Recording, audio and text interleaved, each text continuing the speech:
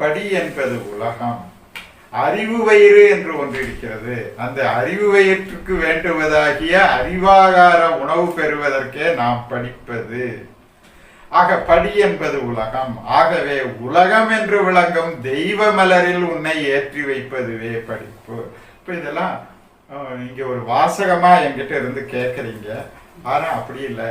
நான் அந்த ஈசனோட உட்கார்ந்து அவர் சொல்ல நான் உங்ககிட்ட சொல்றேன். இது அனுபவம்.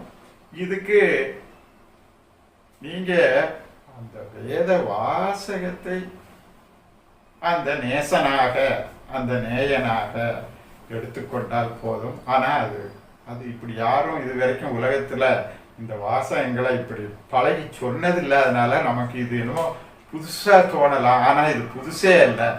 சர்வ வேதங்களிலும் இது பேசப்பட்டு இருக்கிறது.